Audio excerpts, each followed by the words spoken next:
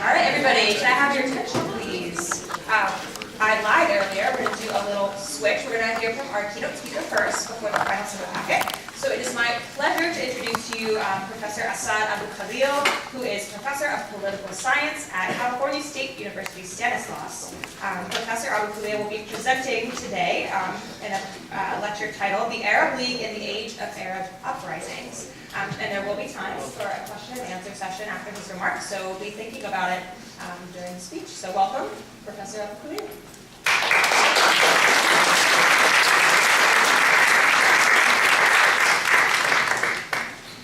Every year for the last so many years, my students at California State, Stanislaus, and I are involved in the Model Arab League. But usually we do this one, the northern one. But this year it coincided that they decided to do it down south, so we went down to Laverne University for the occasion.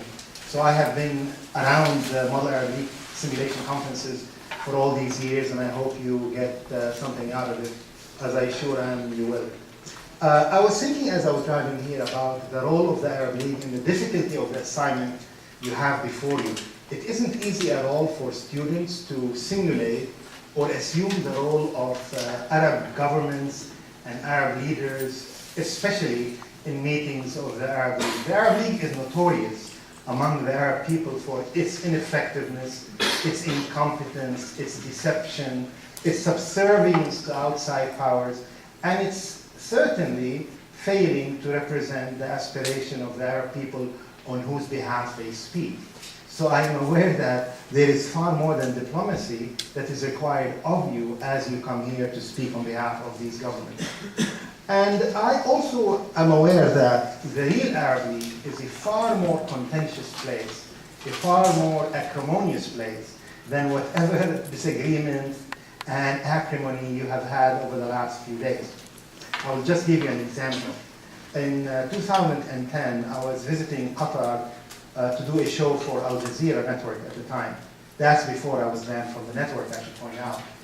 And the Emir of Qatar called me and asked me, which was the second time since I was there, to meet with him, which I accepted. I don't want you to think that I'm chummy with Arab dictators, but I had too much curiosity about the inner working of Arab governments and the Arab League to pass on an opportunity like that. So I saw him for a few hours and I asked him all the questions that I wanted to ask. One of the questions that I asked, I said, tell me, when you meet with all these Arab leaders, what do you talk about?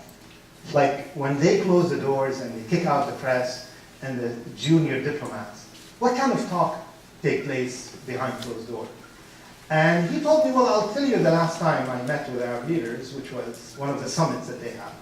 He said, we went there, we were all silent, and suddenly the chair of the meeting, the Saudi King Abdullah, who's now dead, took over and he said to the audience, he said, I heard that there are goats in India which are trained to nod their heads. And the audience looked at him, waiting for an answer. And I said, so how did the others react? He said, I remember that the UAE leader said, oh, really? And then another leader said, that's very interesting. And then he said, the Sultan of Oman said something to the effect that I have never heard of that. And he said it went on for a while about the amazement of how goats can be trained to nod their heads by humans.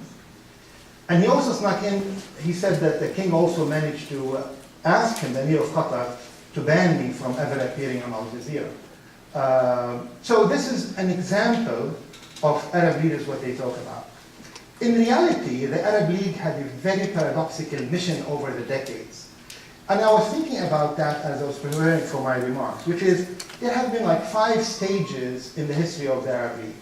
The first stage at its founding in 1945 was basically the role of the Western imperial powers being afraid of Arab nationalist aspiration of the populace, wanting to undercut them by creating a formal body as a club for these Arab potentates in order not to represent the aspiration of the Arab people, but in fact to undermine them, to create an umbrella by which the Arab people are deceived into thinking that there has been now a new body that could speak on behalf of the Arab people and to integrate Arab forces and energies and resources, while in reality, they were serving the Western imperial powers. This was the real origin of the Arab League.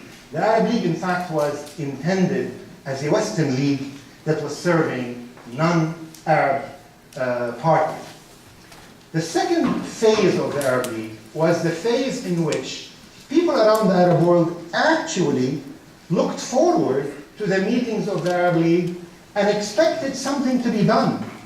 As you know, and this second phase is the phase of Nasser. The phase of Nasser was when Nasser promoted and sponsored Arab nationalist ideas throughout the Arab world, and these ideas excited people throughout the region, from North Africa all the way to the Gulf. And there was a variety of political movement speaking on behalf of the Arab people and trying to basically crystallize answers to key questions that often were summarized in slogans about liberation of Palestine, 2, Arab unity, a form or another of Arab unity, and 3, doing something about social justice in the name of Arab socialism, more equitable distribution of power, nationalization, whatever slogans they were. During that time, the Arab League was in fact a force to be reckoned with by Western powers. They were not happy about what it was doing. Having said that, Western powers always had a lobby within the Arab League, just like within OPEC, that agitated on their own behalf. Summarized by the Gulf governments mostly, but not exclusively, because there was Morocco, Jordan, among other countries that did that as well. So during that phase, and the first real formal Arab summit took place in 1964, was trying to come up with a solution to the challenge that Israel posed, especially with the plan to divert the waters of the Jordan River. This was the time when Nasser institutionalized the Arab summit meetings. And during those times, people genuinely looked forward to those summit meetings, expecting that there was going to be real plans to help the people achieve their goals and to meet their expectations, especially on the question of Palestine. The second phase pretty much was dealt a severe blow by 1967, when Nasser, as the savior of the Arab, suffered tremendous defeat, and basically the Arab nationalist plans that were associated with his name suffered greatly, and there was a rise from 1967 to the role of Gulf regimes, allies of the West in particular. During that time, Nasser, especially just before his death when he held a famous summit in Cairo to deal with Black September, the issue of the clashes between the Jordanian regime and the Palestinian resistance movement in Jordan, there was clearly a incompetence that was not characteristic of Nasser's leadership at the time. And the reason was because he was no more the same person that he was. He could not still launch the attack he used to launch against what he called the reactionary regimes of the Arab world, the Gulf regimes in particular, the monarchies. Because by then, his ability to underline the division in the Arab world between the progressive camp and the reactionary camp was no more possible, because he needed the financial resources of the Gulf regimes to build up his armed forces and so on, and that was no more possible. This was when there was an end to what Malcolm Kerr, the great scholar in his book, The Arab Cold War, termed the Arab Cold War. After Nasser's death, the Arab League was no more the same. It basically became quite ineffective, rarely met, and it was more a venue for the airing of the grievances and disagreements of Arab leaders, tyrants, all of them. And oftentimes it degenerated into obscenities being exchanged with Arab leaders. There is a memoir just published by the former foreign minister of Syria, Farouk al-Shara, in which he shares some of the examples of these acrimonious meetings, especially when the two leaders of the Ba'ath in Syria and Iraq, ironically, these were the representative of a party that chanted the slogans of Arab nationalism, and yet those two parties had the deepest divisions in Arab politics in the last so many decades. So during that time, there were several centers of power within the Arab League. They couldn't agree on much.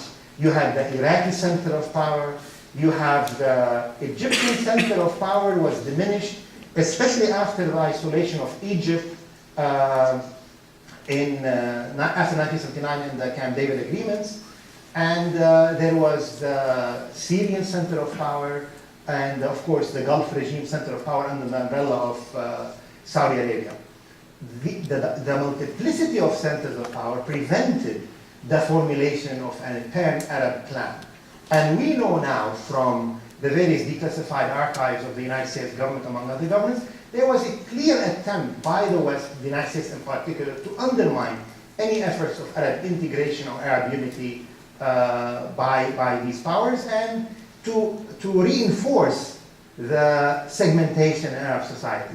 I mean, clearly unity of any kind was not in the interest of the United States. Don't take my word for it. Read the book by the former director of the Middle East in the CIA, Archie Roosevelt, called For Lust of Knowing.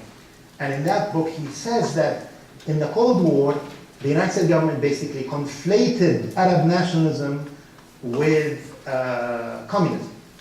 While in reality, of course, Nasser's Arab nationalism and socialism was nothing like communism, and he was, in fact, he repressed Egyptian communists from very early on in his rule.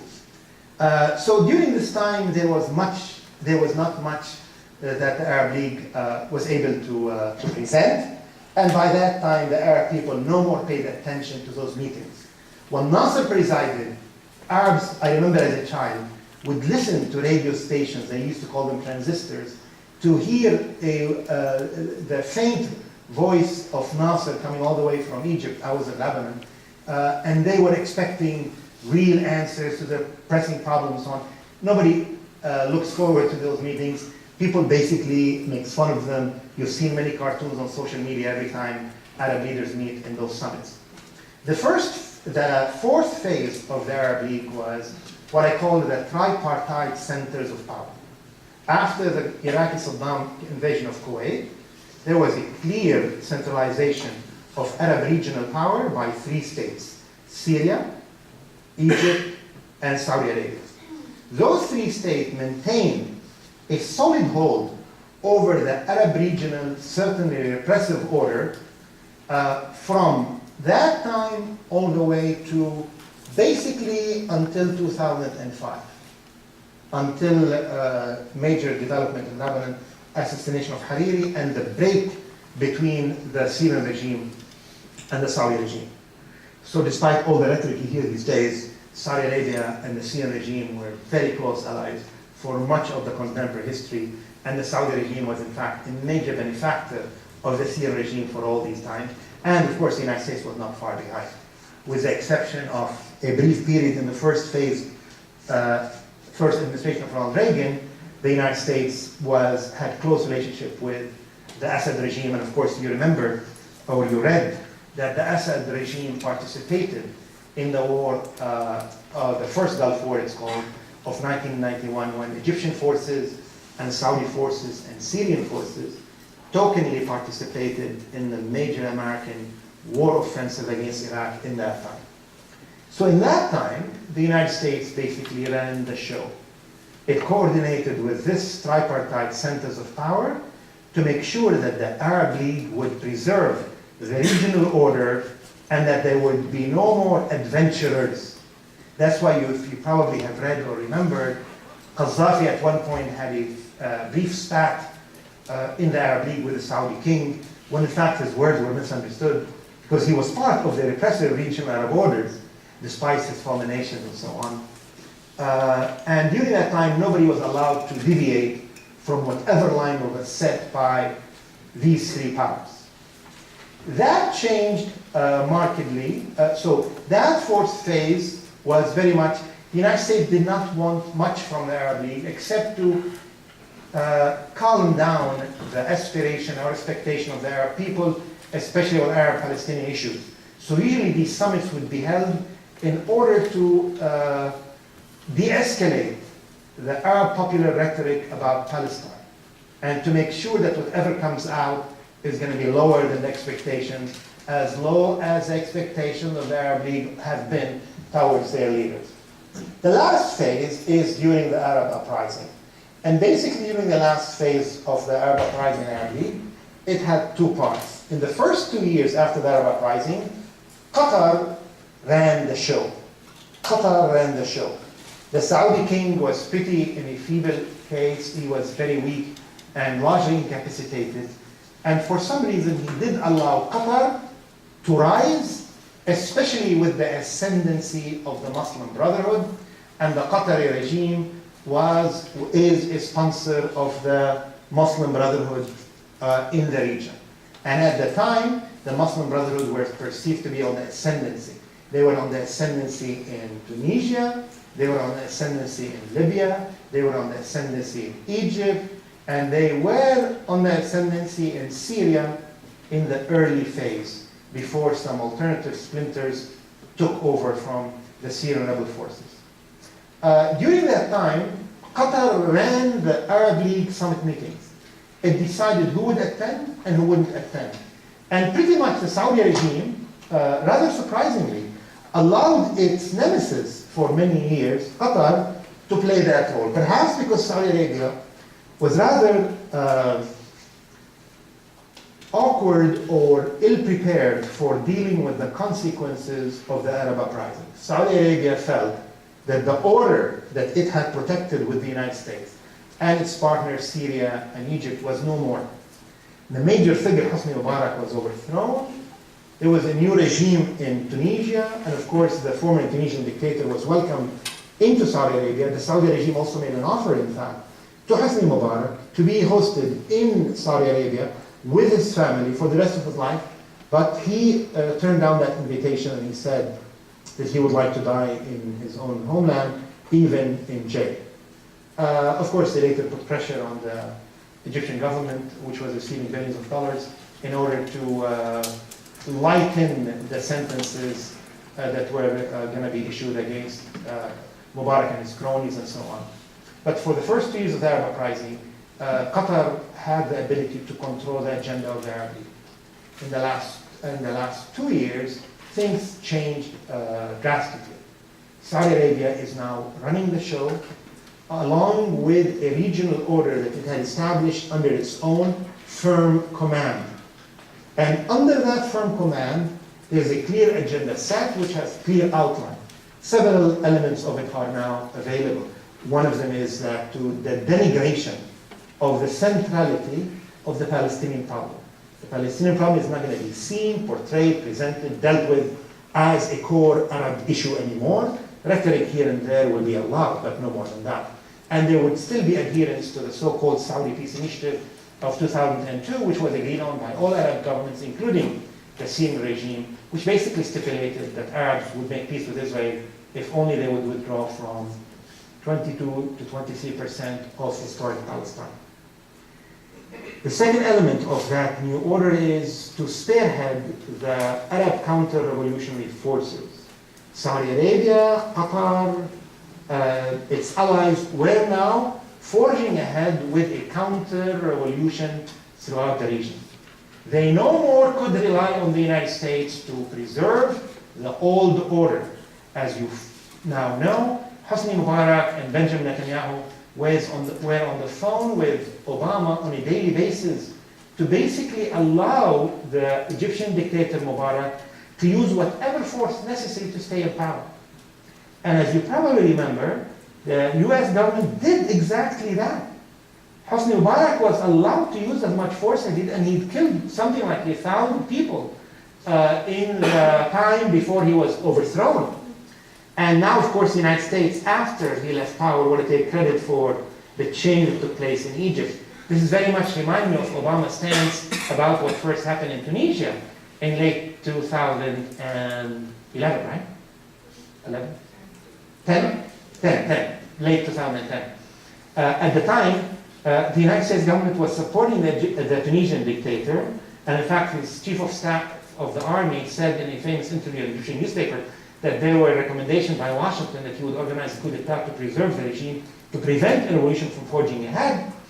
And at the time, the Obama administration stood by Zayn Ben Ali, the Tunisian dictator. To be fair, however, as soon as his plane flew and departed Tunisian airspace, Obama did call on the Tunisian dictator to step down after his plane was off Tunisian airspace. In the case of Mubarak, as you know, and this has become very clear in the book that were published on the foreign policy of the Obama administration, many of them were very unhappy that Mubarak had to step down. The thing is, the United States, to its credit, tried its best to keep him in power. I mean, this is something that the Israeli and the Egyptian and the Saudi regimes did not understand, that they did all what they could. They allowed him to fly the Air Force to scare off the demonstrators, and they wouldn't be intimidated. They killed 1,000 people there on the street, they wouldn't be intimidated. They threatened more use of force to come, and they wouldn't be intimidated. And what else? Millions of people were pouring into the streets, they would accept nothing less of his resignation. It was at that time that the Obama administration came up with this formula for change in Egypt, especially now as they talk about their agenda of democracy. You know what their plan was for Egypt, right? That the head of the secret police, Omar Suleiman, would take over from Hosni Mubarak. I mean, just imagine. I mean, this is like basically dealing with Hitler in the Second World War by saying, we believe that Hitler should take over from Hitler, and that would lead the transition to democracy in Germany. The Egyptian people, of course, to their credit, were not going to be fooled by these scenarios. They turned them down, they insisted on free election, and the rest has become familiar to many of you. And the Saudi regime now, emboldened by its alliance with Israel, want basically to prevent any of those changes from occurring. There would be only one change allowed in the Arab world, and that would be Syria. Syria was allowed to undergo a radical change, and to that effort, the Gulf regimes and Turkey and Western powers poured in billions of dollars in aid and weapons in order to bring down the one regime who was not part of the regional order anymore. You see, of course, it's not like, I mean, it has nothing to do with democracy, it has nothing to do with human rights, it has nothing to do with bloodshed. All of them are bloodshedders, all of them are tyrants, all of them have reached power through very suppressive means or another. It was about that there is one regime that was now part of a different regional order. Syria became part of the Iranian Hezbollah quasi-Russian order, while Saudi Arabia, Israel, and the rest of Arab countries were in the order that was led by the United States. But that order has now been exercising a bit of contracted and sometimes freelance operations on part of Saudi Arabia. What happened in Yemen is a good example, a good illustration of that. So, in those different phases of the Arab League, it is fair to say that various ideas of Arab integration, Arab unity, underwent a variety of changes. In the hands of Arab regimes, Arab unity turned out to be more fragmentation and more division. The best example of that would be the Ba'ath Party. Here is the ruling party of Syria and formerly of Iraq, which promises Arab unity, which used to outbid Nasser, used to attack Nasser for not being Arab nationalist enough, and yet, what is the ideology of the Ba'ath Party now? It used to car bombs, barrel bombs, repressing people by all means to stay in power, and the inability of the two branches of the party to get along together, even behind the same party slogans. One of the most bloody, divisive divisions of contemporary Arab politics are the divisions between the two branches, Syrian and Iraqi, of the same so-called Arab nationalist party.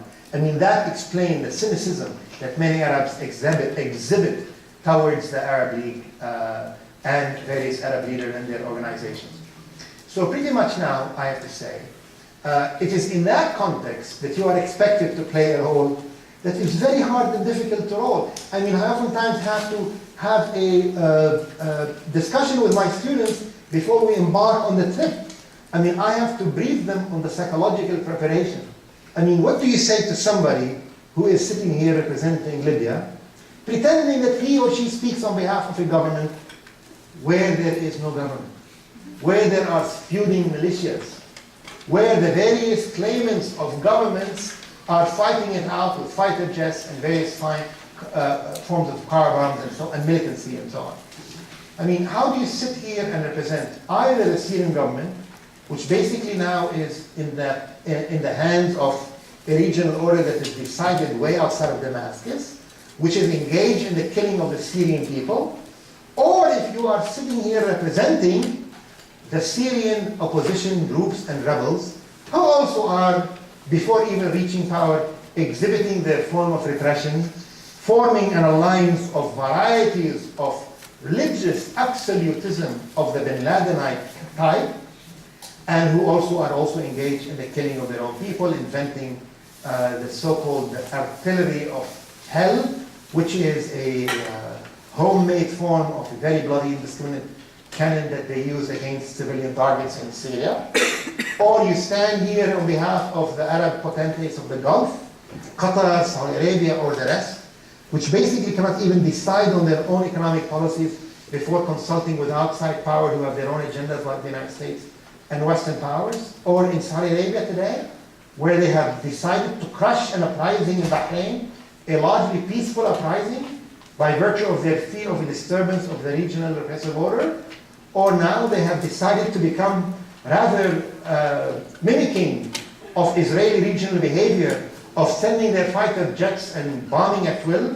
And today we learned by a United Nations report that up to 500 civilians were killed, including 130 children, all in the name of the people of Yemen, on behalf of a leader who could not even stay on his own land by virtue of his incompetence and unpopularity.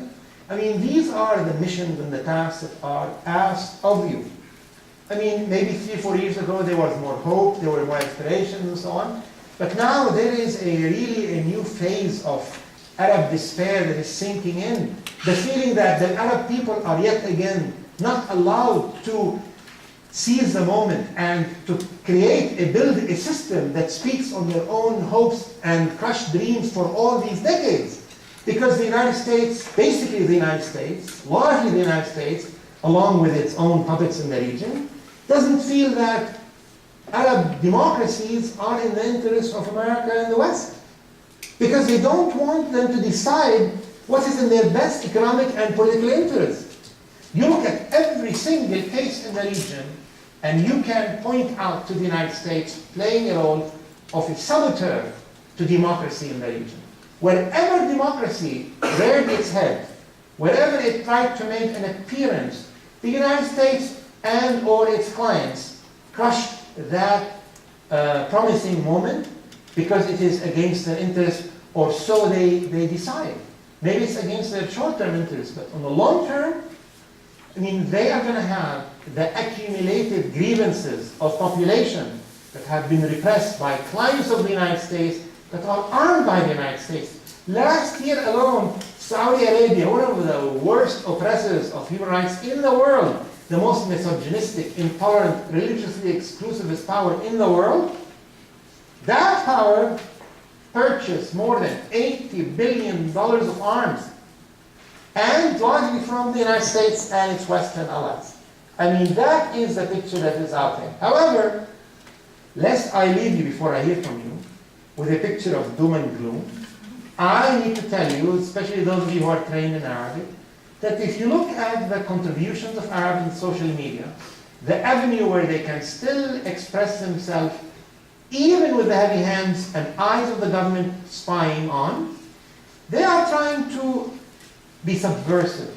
They are trying to undermine the tyrannical hand of the government, and they are trying their best to push ahead for an agenda of freedom, of dreams of a better life, of liberation of Palestine, for Arab integration. And no matter what Arab League tyrants have quashed all dreams of Arab integration and unity, if you look at Arab social media, you still find that there are so many elements of Arab nationalism or Arab national sentiments that are still alive. Arabs still listen to the same music largely, watch the same movies, watch similar news stories, care about often the same issues, read often the same books, newspapers and so on. So there is still so much in common despite the attempt by the United States and its allies to divide Arab people further. And it is these ideas of commonality between the Arabs that is going to make it very hard for the Arab tyrannical order to survive forever. And the age of the Arab uprising is a testimony to the refutation of all of the Orientalist assumptions about the Arab leader, about Arab culture, and the inability to adhere to democratic ideals and so on. And what we saw in the Arab uprising is that Arab political culture cannot be reduced to Islamism only, that there is a whole variety of opinion and ideologies there in Egypt and Tunisia and elsewhere. And it is these people who are now not allowed to control power that one day will be able to push ahead. And maybe the second phase of the Arab uprising, and that's something that should be blamed on the United States and its allies, will not be a peaceful one. Maybe in the next phase, they will in fact push in order to storm the Bastille. Have a good evening. I'll listen to you now.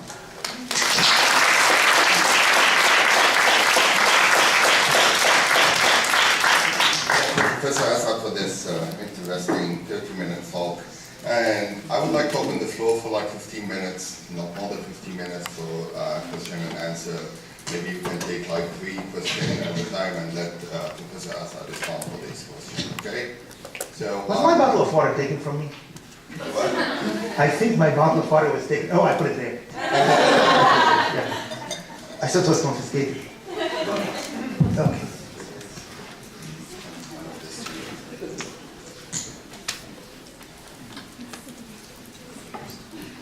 Can you share with us what your perspectives are about what's going on in Yemen right now?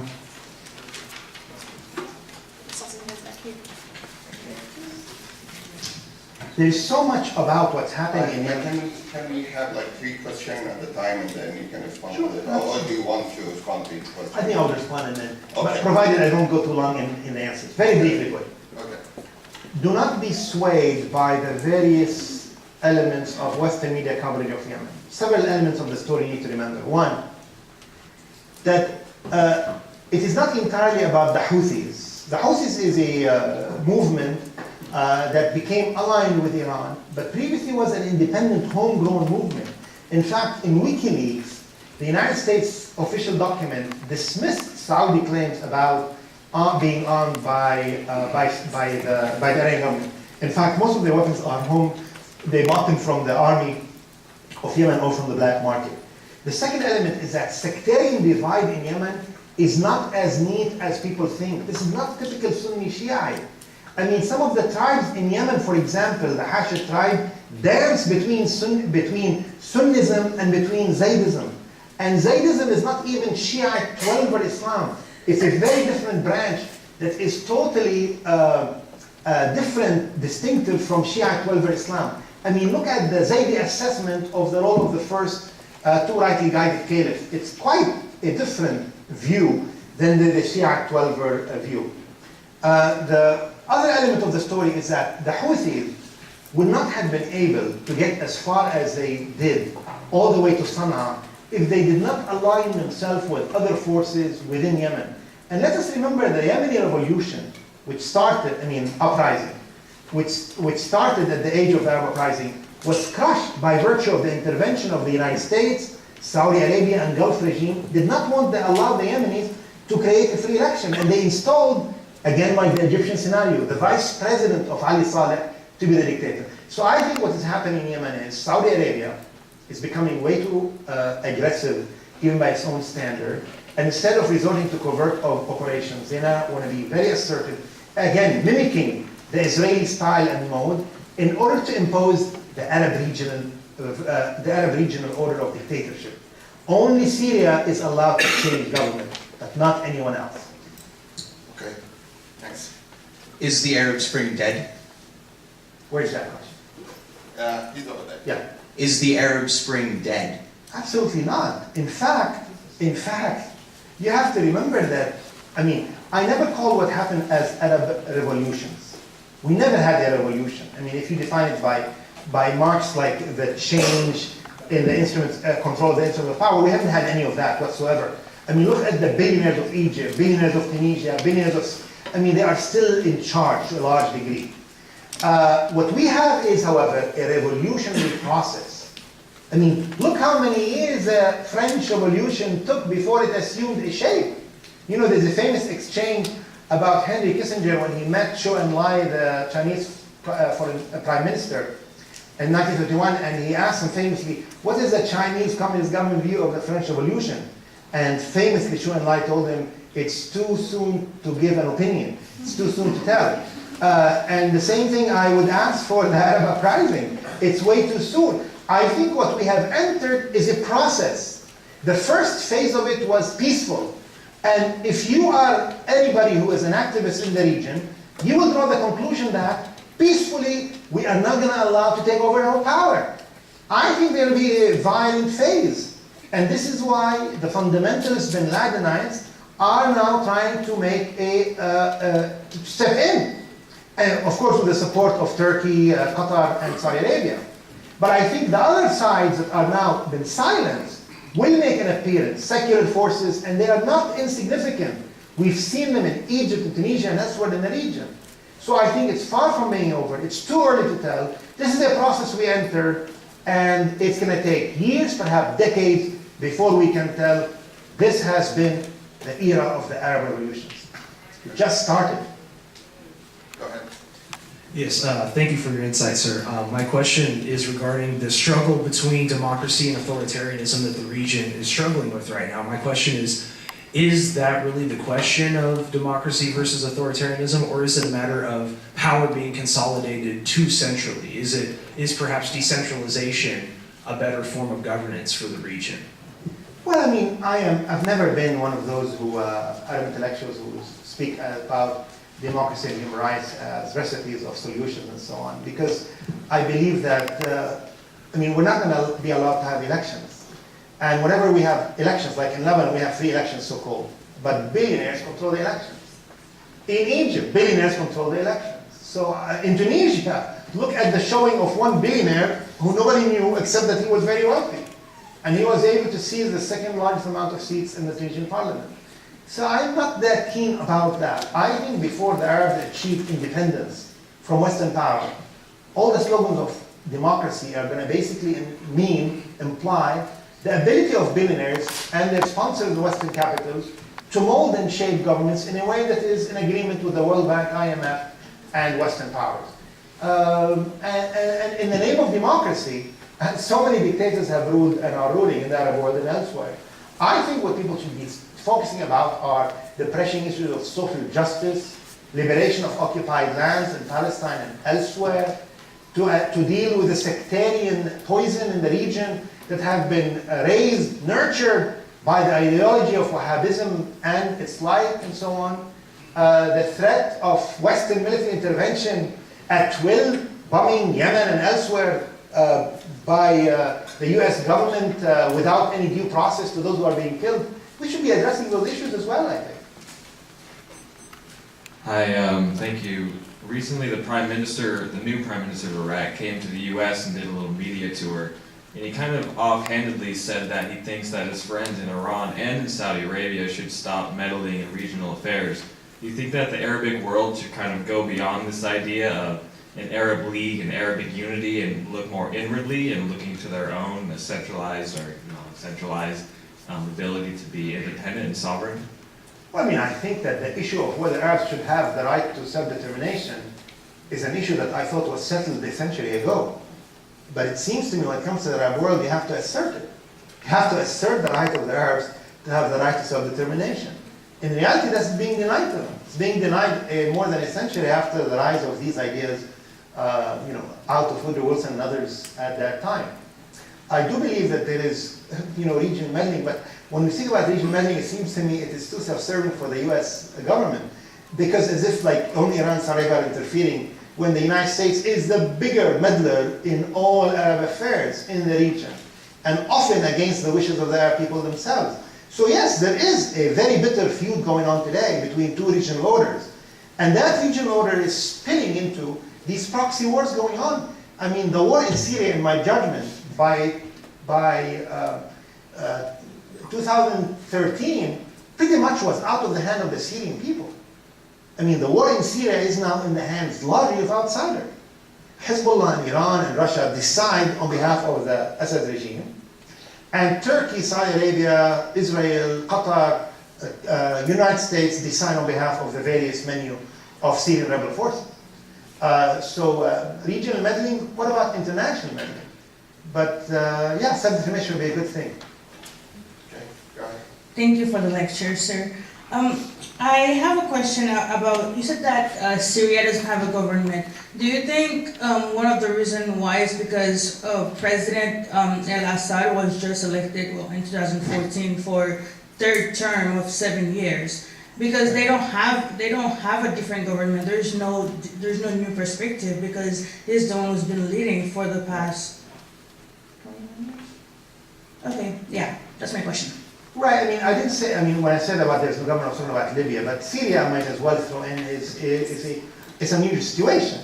The Syrian regime rules over certain areas that can go up and down, more and less, and then the variety of rebel forces, mostly of the Bin Ladenite variety, are ruling over other areas of Syria, and there's an ebb and flow in the influence of the two sides. As far as the election of the Syrian president, I'm not going to take that seriously. All the elections of Arab leaders, are to the tune of percentages that are quite unrealistic, to say the least. And having said that, I also want to question the assumption in the West that there is no base whatsoever for the Syrian regime. I totally disagree with that. As much as you or I may not like that, but there are Syrians that I know, that some of you know, who do support the Assad regime for a variety of reasons. Oftentimes because they hate the alternatives more, especially because the alternatives have made themselves clearer than the promises they made 2 years ago when we were told in the Western media that glamorized and romanticized the Syrian rebels, that these were secular, feminist, liberal forces. We now know. Look at the picture, it wasn't in any of the Western media, but I can tell you, go to social media, you'll see some of the victorious rebels which took over Jisr al-Shahur, an area north of Aleppo yesterday, and they were largely raising the pictures of Zarqawi, Bin Laden, among others. Basically, I will allow 3 more questions because we are running out of time and we have some delegates need to leave and they have a flight to catch. Okay, so 1, 2 over there, if there's any more questions. 3. Okay, so we have all 3 questions and that's it. Do you think the rise of the Islamic State is a rebellion against this authoritarian Arab order, or is it just more Western meddling? Shall I wait for the 3 or? No, you gotta go. Yeah, no, I'm not conspiratorial about ISIS. There are many people in the Arab world that are very conspiratorial about ISIS, and they say that Edward Snowden has secret documents which show that the US government created ISIS. And I contacted Snowden people, there's no document of that sort whatsoever. Some of them are saying, in the Egyptian press are saying, that Hillary Clinton's book said that she created ISIS, when she never mentioned that. When she never mentioned that in that book. Having said that, let's not go too far in absolving the US and the West of responsibility. The rise of ISIS was made possible by the generous unleashing of arms and cash by a variety of parties, including the US and Western powers, and Turkey and Saudi Arabia and Qatar, all because they wanted to bring down Bashar al-Assad. They thought it would be a matter of weeks or months at most. Let's throw weapons, we bring them down, and then we will shape the government the way we want it. Well, things didn't go that well.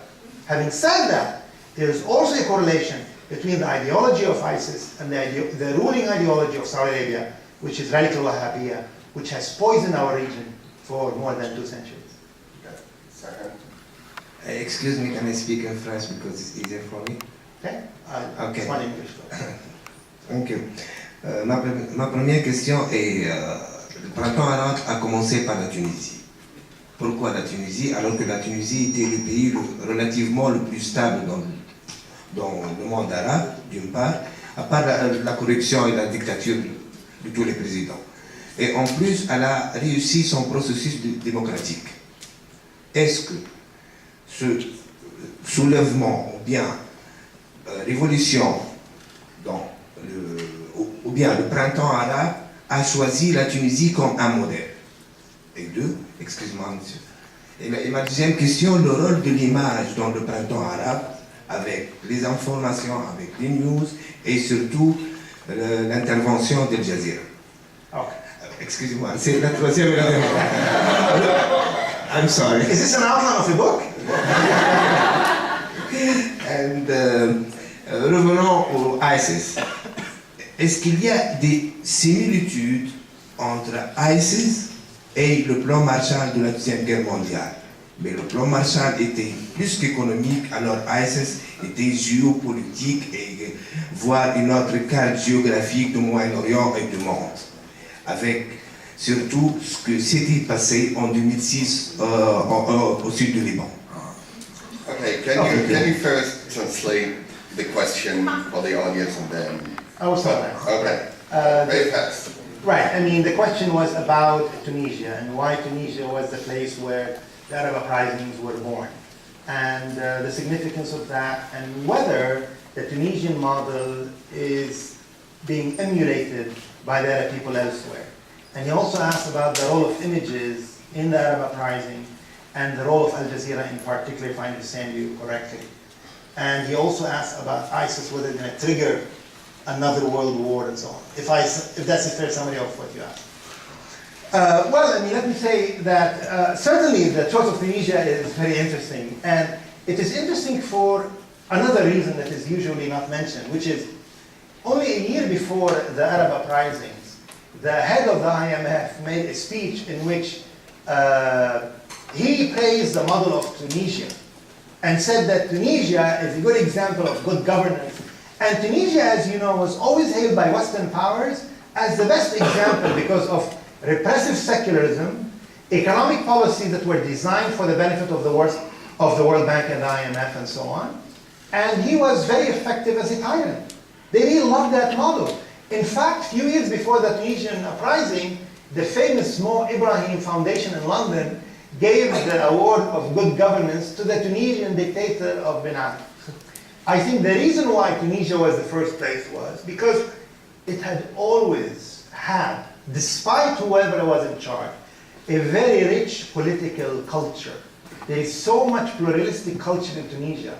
And this is why elections in Tunisia are never reduced to 2 or 3 parties. You have a very large menu of choices, of organizations and so on, that are competing. And you have from the far right to the center, communists and socialists. And of course in the American media they don't want to show that because they are obsessed with the Islamic stress, and they left out that one of the main instigators of the Tunisian uprising is a socialist, Marxist, in fact, organization in Tunisia which played a very big role.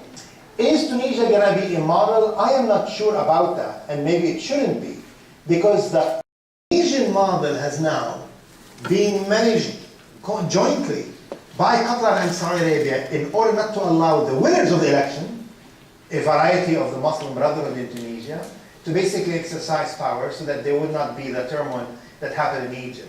I think that people, if they want to have free election, they should have whatever they choose without intervention of the money of the outside or the Western powers outside.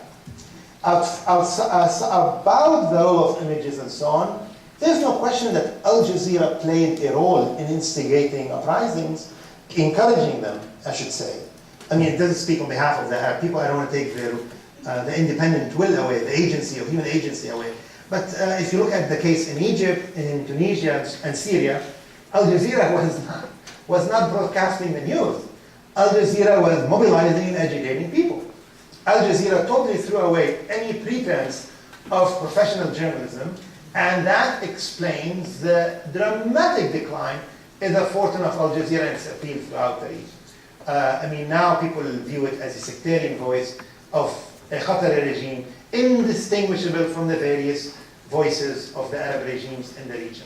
As far as the last question about ISIS, I think that maybe there is too much alarm about ISIS, and perhaps people are too influenced by the thesis of Huntington about the clash of civilization. This is a very sinister, a very nasty organization, one of the worst terrorist groups that we have seen in our lifetime, that seem to relish the dissemination of images of torture, of murder and mayhem. But on the other hand, this is not a mass organization, I hope not yet. And I have to mention, if you want to undermine ISIS, you have to go to the source. Ideological, and material. And the address is in Gulf regimes and Turkey, and the benefactors in the West. Thank you. Last question.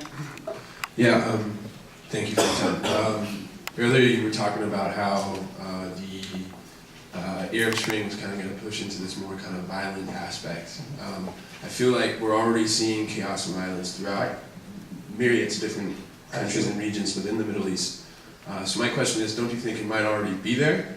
And my second part of that question is, if we continue to see such violence and instability, especially with ISIS and in Libya, how do you think that's going to affect the Gulf states and politics within the Gulf states? Right. Thank you. Well, I mean, maybe I misspoke. I mean, I do not regard, obviously, I do not regard ISIS and the various bin Ladenite terrorist group, Nusra Front in Syria, as revolutionary groups. I view those as counter-revolutionary groups that have an agenda that is antithetical to all the best wishes of their people. They speak on behalf of a very small, rather minuscule, fortunately minuscule segment of the population. A segment of the population that is totally misguided and totally being promised all sorts of religious rewards for the kind of crime that they engage in and so on.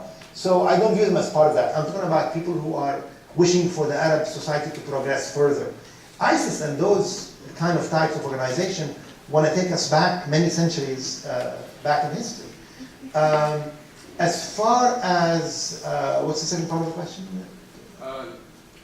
Second part of the question was just it's increasing instability. We see a lot of Right. I mean, that seems to, oh, what is related to the Gulf? I mean, there are signs of it already. I mean, there were attempts in Saudi Arabia and so on, and the population seems to be more radicalized. And if you look at social media, bin Laden and ISIS have quite a bit of fans in Saudi Arabia. And in fact, according to, what was the recent documents that was released, not by Snowden, in which it said that Bill Clinton said something recently in a closed meeting that Saudi Arabia was in fact a major source of funding. Now, I'm not saying the government, but she said most funding of ISIS comes from Saudi Arabia. Okay. Thank you so much, Professor Assad. Of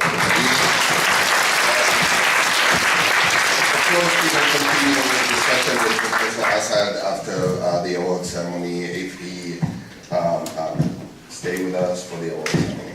You won't? Okay. So by email, he's always welcome by email too. Thank you so much.